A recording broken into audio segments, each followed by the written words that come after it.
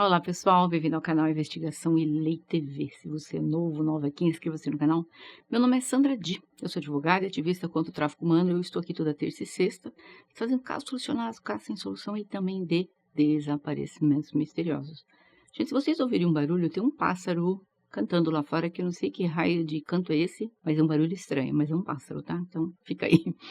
Esse caso causou muita polêmica nos Estados Unidos e aconteceu em 2014. É o caso de Sarah Brooke Gonzalez McLean, que na época dos fatos tinha 19 anos, filha de Michelle Gonzalez. Não se sabe muito a respeito do pai dela. Esse caso ocorreu em St. Lawrence, no Kansas. E entra aqui nessa história um homem chamado Harold Sasko, mais conhecido como Hal. Eu vou me referir a ele como Hal. Ele nasceu em 11 de setembro de 1961 em Titusville, na Flórida. Ele era um dos 12 filhos de uma família, 8 meninos, 4 meninas, e ele foi bem sucedido financeiramente. Ele abriu sua própria pizzaria e apenas 2 anos depois abriu uma outra chamada Cici's Pizza, muito conhecida na região. Isso o levou a mudar-se para São Lawrence no fim dos anos 1990. Naquela época, ele era casado com Ana e tinha uma filha de 3 anos, Amanda. E aí foi quando ele abriu um terceiro restaurante próximo ali da cidade, chamado Toca. Mas anos depois da união, o casal separou-se. Hal frequentava uma igreja regularmente e se orgulhava de não ser apenas um homem do Senhor, segundo ele, mas também um membro respeitado da comunidade. Ele era conhecido por outros por ser gentil, prestativo, mas houve um choque na comunidade, quando, em 17 de janeiro de 2014, seu nome apareceu nos jornais locais. Ele não apareceu para trabalhar e não estava em nenhum lugar. E alguns dias já haviam se passado, ninguém tinha notícias dele. Então os funcionários chamaram a polícia e solicitaram que fossem para a casa dele checar para saber se estava tudo bem. Quando a polícia chegou lá, o encontrou deitado de bruços no chão. Seus pés também foram amarrados e havia outro detalhe alarmante. Os policiais também encontraram várias garrafas de bebidas alcoólicas do outro lado da sala. Havia também um telefone e um laptop que não eram do Hal. Eles também observaram que o carro dele não estava na garagem, mas a evidência mais estranha foi que na parede havia sido pintado com o próprio sangue dele a palavra liberdade. Os vizinhos disseram que ele morava com uma adolescente que dizia que era enteada dele. A suposta enteada adolescente foi eventualmente identificada como Sarah Gonzalez McLean. E ela morou com ele nos últimos 2 anos da vida dela na casa do Hal. Mas o problema é que a Sarah não estava em nenhum lugar para ser encontrada. E claro, isso preocupou os policiais. E ela passou a ser a prioridade número 1 deles, pois eles não tinham ideia do que realmente aconteceu naquela casa. Ela poderia ter sido abduzida. Mas antes de continuarmos aqui, nós precisamos voltar um pouquinho no tempo e saber quem era essa garota Sarah. A Sarah Gonzalez nasceu em 9 de junho de 1994 no Kansas. Ela veio de uma família amorosa de 5 pessoas. A Sarah era conhecida como uma criança tímida, mas gentil. Ela foi educada em casa por muitos anos. Ela não tinha muitos amigos fora da vizinhança, mas quando ela era apenas uma pré-adolescente, seus pais acabaram divorciando-se e a Sarah caiu ali num espiral. Ela era bastante ingênua e ela acabou sendo violada por um vizinho, quando bem jovem ainda. Esse evento teve um impacto significativo na natureza da Sarah e também no seu comportamento. Ela começou a agir de maneira diferente, ela começou a fugir à noite, a sair com pessoas erradas e, para piorar as coisas, isso também a levaria ao uso das substâncias ilícitas e beber. Estamos falando aqui de alguém com 14 anos de idade. E eis que aos 14 anos de idade, ela conseguiu um emprego e ela queria ir viver sozinha. Aos 14 anos. E ela foi contratada para trabalhar na Cici's Pizzeria. E lá ela conheceu o tal do Harold, e ele, na época, 50 anos de idade. Ou seja, o cara tinha 4 vezes a idade da menina. Ele disse aos gerentes dos restaurantes dele que toda vez que eles iam contratar mulheres para os restaurantes, todas elas teriam que ser jovens e bonitas. De acordo com alguns, o único momento em que essa jovem estava sóbria é quando ela estava no trabalho, apesar de muitas vezes aparecer bêbada. E também quase foi demitida muitas vezes no longo dos meses. Mas ela acabou mantendo ali de uma forma ou de outra seu emprego. Dizem que parecia que o Hal tinha pena dela.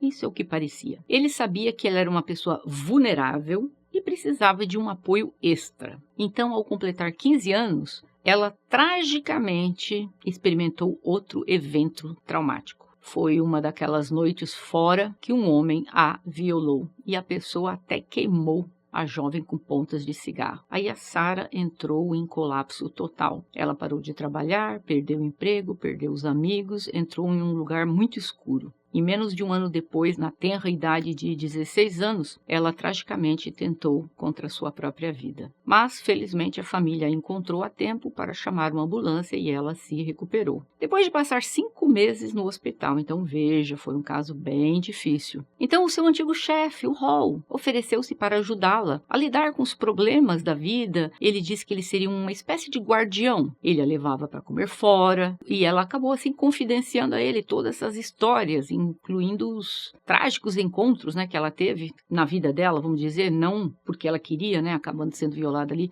quando criança e depois na adolescência. Então o Hall sabia que ela não queria mais continuar com a família dela e depois de saber de tudo isso, ele ofereceu a ela um lugar para ficar, em sua própria casa. Isso mesmo.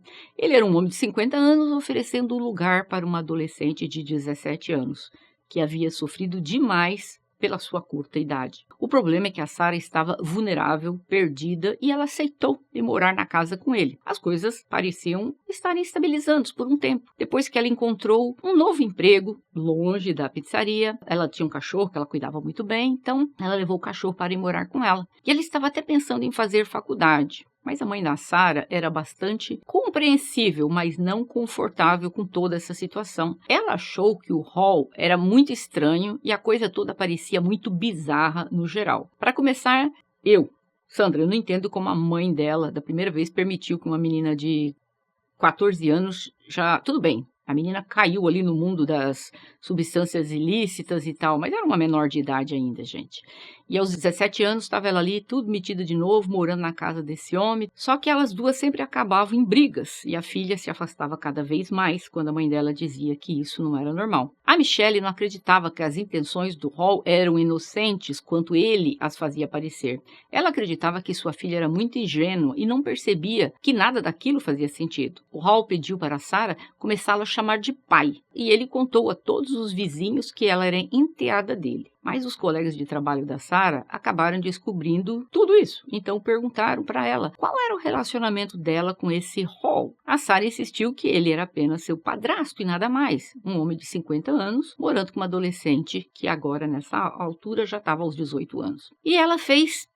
Tudo ali parecia calmo, não tinha relacionamento nenhum entre os dois. Aos 18 anos, as atitudes do Hall começaram a mudar. Ele começou a comprar substâncias ilícitas para ela, bebidas, e começou a ter umas conversas meio que brincando, tipo, que ela poderia ser a namorada dele e tal. Ele manteve abertamente, vamos dizer assim, um controle. Tudo que ele comprava para ela, cosméticos, substâncias ilícitas, aluguel, ou seja, ele queria que ela se sentisse em dívida com ele e nunca o deixasse. Mas então, até ali, como eu falei, não tinham nada, mas à medida que a sua dívida crescia, o mesmo acontecia com os avanços do Hall. A Sarah se sentia absolutamente presa, ela se sentia tão presa que depois de completar 18 anos, ela acabou cedendo, vamos dizer assim, aos avanços e começou a ter um relacionamento com esse homem que ela uma vez chamou de pai. E agora se tornou algo mais além de pai e filha. A situação durou 10 meses e, de acordo com a Sarah, eles faziam exercícios físicos várias vezes por semana. A única maneira dela conseguir ficar com ele era bebendo todas e usando substâncias ilícitas, até que ela não sentisse mais presente na situação quando estava com ele. Ele se ofereceu para pagar que ela fizesse uma plástica no nariz e estava sempre criticando o nariz dela. Ela, na sua insegurança, acabou aceitando, disse que ela precisava fazer um implante no bumbum e ela fez, ou seja, a conta, gente,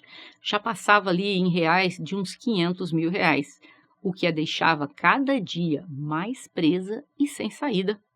E para adicionar tudo isso, ele ameaçou dizendo que ele tinha conexões e que se ela tentasse fugir, ela pagaria com a vida dela e a família também. Então não precisa nem dizer que a saúde mental piorou ainda mais e ela começou a tomar antidepressivos. Ela disse que se viu num grande desespero, uma depressão. A mente da Sarah piorou muito, ela foi levada ao limite em inúmeras situações e agora, depois de supostamente encontrar alguém em quem ela pudesse confiar, ele também se tornou uma pessoa que estava tirando vantagem dela. Naquela fatídica noite, o Hall tinha um dos gerentes de uma das pizzarias dele que havia parado para jantar e tomar algo. Quando ele abriu a porta da geladeira, esse homem, ele viu, ao invés de achar uma lata de cerveja, ele encontrou a carcaça de um coelho. Isso mesmo. Com os pelinhos e tudo. A Sarah não apenas admitiu que foi responsável por tirar a vida do coelho doméstico, o gerente educadamente ficou para o jantar, mas depois foi embora correndo. Em 17 de janeiro de 2014, a Sarah estava sendo tratada como uma pessoa, então, desaparecida. Voltamos lá na história, que ele foi encontrado o corpo dele e esta jovem desaparecida. Só que logo em seguida foi determinado que ela era, na verdade, a primeira suspeita do ocorrido com Hall. Ela havia empacotado todas as suas coisas, pegou seu cachorro, pegou o carro do Harold e depois ela fugiu para o Texas. No entanto, quando ela estava no caminho, ela mudou os planos e resolveu ir para a Flórida. A Sarah não apenas era procurada por suspeita do ocorrido com o Hall, mas também era considerada instável devido ao seu estado mental e seu nome estava na mente de muitos policiais em todo o país e permaneceria assim por 11 dias. E eis que em 25 de janeiro de 2014, depois de fugir por pouco mais de uma semana e meia, digamos assim, a Sarah foi finalmente encontrada e presa no Parque Nacional Everglades. Sem surpresa alguma, o policial a encontrou dormindo no carro e eles também encontraram $2.400 em dinheiro com ela e também 2 armas e um objeto cortante. O interrogatório dela durou 3 horas. Começou e ela logo admitiu que, de acordo com a versão dela, em 14 de janeiro de 2014, o Harold voltou para casa depois de um longo dia de trabalho. O sistema de alto-falante havia parado de funcionar recentemente, então ele decidiu aproveitar a noite para consertar. Ele pediu a Sarah para pegar uma cerveja, e depois outra, e depois outra. E aí seu cansaço acabou tomando conta dele, e de repente, segundo ela, ele meio que desmaiou, caiu ali no chão. Mal sabia ele que a Sarah havia colocado uma medicação muito forte para dormir na bebida dele. E ela amarrou com um laço ali as pernas, os braços dele, e ela tirou a vida dele. E logo em seguida, ela ligou para o trabalho dela para avisar que ela não iria trabalhar por alguns dias. Disse que havia passado um problema na família dela. A Sarah não teve vergonha de compartilhar seus motivos. Ela disse que estaria presa a este homem por uma dívida, o que ela está dizendo à polícia. Ele a moldou como queria. Ela reconhece que não esteve em um bom lugar. Ela recebeu uma avaliação psicológica e, pasmem, ela foi diagnosticada com transtorno de personalidade, também conhecido como múltiplas personalidades. Na mente dela, ela não era apenas Sarah, ela também era Vanessa, Alissa e Mila. Essas personalidades extras são frequentemente chamadas de alters. Eu entrevistei aqui uma jovem brasileira que tem múltiplas personalidades. O alter Alissa era infantil, o lado vulnerável da Sarah. Vanessa era forte, lutadora, combativa. A Mila era feminina, educada e gostava de agradar as pessoas. Mas é claro que mesmo com o diagnóstico disso, no julgamento, eles disseram que no transtorno dissociativo de personalidade, acabou sendo a primeira linha de defesa dela. Eu vou aqui brevemente explicar como é que esses alters funcionam. É assim, devido a um trauma, geralmente na infância, os alters surgem. Eles se formam devido a um trauma excessivo e prolongado, que resulta quando a criança não está conseguindo lidar com o ocorrido, então ela se desassocia-se e identidades novas são formadas, chamadas alters, e cada um dos alters começam do zero. Eles não se criam com as características do outro alter como base. Os alters são criados para lidar com os aspectos da vida diária. Existem pessoas com 5, 10, 50, 100 alters. O caso mais conhecido no mundo é de uma inglesa que tem 2.500 personalidades, alters. Devido ao que a pessoa sofreu, por exemplo, se o alter... Um exemplo aqui, o alter A for confrontado por um trauma do qual ele não tinha consciência anteriormente, ele pode então se fragmentar e criar o alter B, não apenas para manter esse trauma, mas também para proteger a pessoa da compreensão posterior do trauma. E nesse caso, o alter A e B pode ser que eles tenham algumas semelhanças. Uma pessoa pode ter alters de homem, mulher, criança. Cada um lida em parte com determinada coisa na vida da pessoa. Um pode ser protetor, outro vingativo, outro introvertido, outro extrovertido. Então, dependendo da situação que a pessoa estiver vivendo, um alter pode entrar em cena. A pessoa que tem o alter são chamadas hosts, em inglês ou em português, anfitriões, por exemplo. Uma pessoa que sofreu um trauma e dentro daquele trauma, um exemplo, havia um barulho excessivo. Então a pessoa, né, o anfitrião, por exemplo, o host, né, vai lá, ele vai ao bar. Só que chegando lá tem esse barulho imenso, excessivo, que vai fazer com que o host, o anfitrião, lembre-se imediatamente do trauma. Então, para proteger a pessoa disso, outro alter entra em cena. Olha que coisa incrível, né? Aquela jovem que eu vou colocar aqui o link da entrevista com ela, que eu entrevistei, ela mencionou coisas assim realmente de barulho, porque provavelmente o que ocorreu com ela tinha um barulho excessivo e quando ela vai em algum local, algum bar, uma danceteria, alguma coisa, um dos alters entra. Para quê? Para protegê-la, para não deixá-la lembrar do trauma. Olha o que a mente pode fazer. A mente pode se fragmentar em milhares de pedaços, digo, de personalidades, né? Tudo isso para proteger a pessoa, para que ela não lembre-se do trauma. Eu dei esse exemplo porque, como eu falei, essa jovem que eu entrevistei, ela mencionou que passava por esse tipo de coisa também. Agora, voltando aqui para o caso da Sarah. Ela alegou que uma outra personalidade dela infantil, a Alissa, ela queria tirar a própria vida. A Alissa queria tirar a vida dela. Mas ela foi convencida a não fazer isso pelos outros alters. Mas após uma discussão entre os alters, eles decidiram que a única maneira de sair disso era tirar a vida do Harold. Então, seguindo sua linha, o fato dela saber com antecedência que iria eliminar o Hall foi considerado pela justiça crime premeditado. Ela foi considerada culpada e ela foi condenada à prisão perpétua com chance de liberdade condicional após 50 anos. Isso chocou não somente a Sarah, a família dela, mas toda a comunidade dos Estados Unidos, psiquiatras e tudo mais. A psiquiatra forense Marilyn Hutchinson, ela foi contratada antes da sentença para conduzir uma avaliação psicológica da Sarah. E a conclusão dela é que a Sarah, naquele dia fatídico que a Sarah, vamos dizer, estava lá presente, não era a personalidade dela que estava presente, era a personalidade alternativa, a Alissa. Então, segundo ela, a Alissa, agindo em legítima defesa, para evitar que a outra personalidade alternativa tomasse conta, a Vanessa, então essa personalidade acabou tirando a vida dele. A psiquiatra afirmou que na sua avaliação psicológica, a outra personalidade, Vanessa, ela tentou impedir a Alissa de tirar a vida do Hall, até mesmo tentando desamarrá-lo, antes que a Alissa prevalecesse. Observou que a Alissa adorava ser uma pessoa que não é, fraca, enquanto a Vanessa estava deprimida e ansiosa, e que a própria Sarah faleceu aos 16 anos, após a última violação que sofreu. Ou seja, praticamente o tempo todo eram os alters dela que estavam agindo na vida dela, basicamente nem era mais a Sarah. Ela foi diagnosticada com pós-estresse traumático, PTSD, com transtorno dissociativo, né,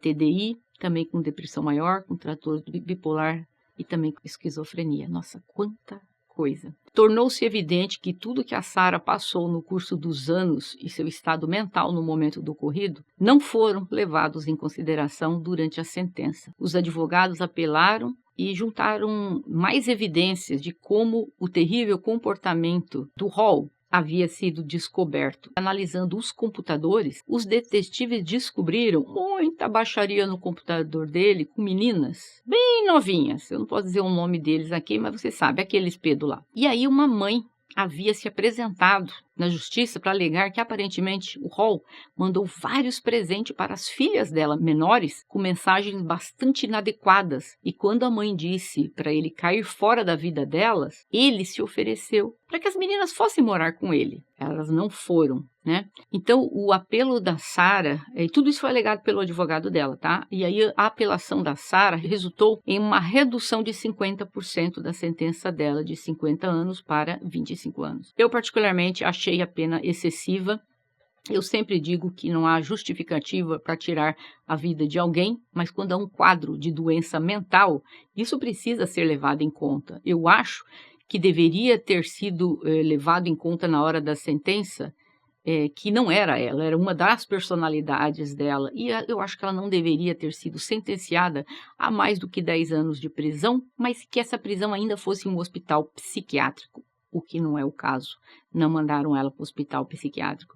Na maioria das vezes, os tribunais de todo o mundo baseiam a defesa de insanidade com a seguinte premissa: se a pessoa tinha conhecimento do que iria acontecer, então essa pessoa será considerada culpada. Pois se a pessoa tiver conhecimento do fato, então presume-se que também ela controlava o ato.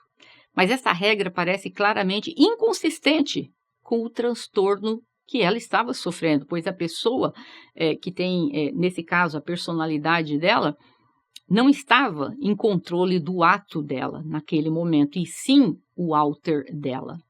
Controlar as próprias ações quando se está no controle do próprio corpo é diferente de controlar as próprias ações quando não se está no próprio corpo. Claramente é injusto punir uma pessoa se a personalidade anfitriã não estivesse no controle do ato. E não era a Sarah no controle. Ficou muito determinado isso por essa psiquiatra forense com dezenas de provas, estudos, experiência. Ela deixou muito claro que não era ela no momento do ato. Eu entendo que a Sarah, ela estava ciente do que ocorreria com o Hall, porque houve uma reunião dos alters, segundo ela. Mas não ficou provado de quem controlou o ato da reunião. Foi a Sarah ou algum dos alters? Porque se foi algum dos alters, mesmo assim, a justiça poderia entender que ela tinha conhecimento prévio. Mas eu acho um caso muito complicado. Se eu fosse advogada nesse caso, faria a defesa como fez o advogado dela, pois uma pessoa não pode ser considerada inteiramente culpada de cometer um delito se ela própria não o cometeu, apesar de ser razoavelmente capaz de impedir, talvez, que isso acontecesse. Da mesma forma, mesmo que a personalidade anfitriã, no caso ela, Sarah, tivesse controle razoável sobre a ocorrência do ato, puni-la pelos atos do alter, da outra personalidade, significa punir uma pessoa inocente. Eu gostaria de ouvir de vocês o que vocês acham disso. Uma coisa ficou claro, foi diagnosticado que ela tem esse transtorno, né, de personalidade, múltiplas personalidades, o TDI. Ficou comprovado que todos esses alters existem. Eu só não entendo que o juiz não levou em consideração que ela não deveria ser punida, mas o juiz levou em consideração que ela tinha conhecimento que ele iriam tirar a vida dele, que as personalidades ali, os alters, sabiam que iam tirar a vida dele.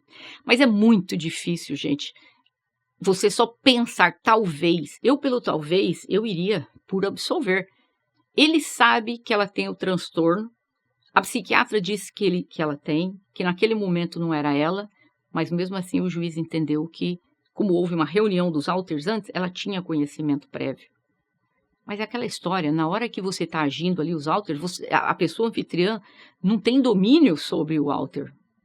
É muito complicado. Eu teria eu teria dado uns 10 anos, eu diria, num hospital psiquiátrico. Isso não tem cura, a gente sabe, mas ela talvez poderia aprender a manejar, vamos dizer, viver o dia a dia com esses alters.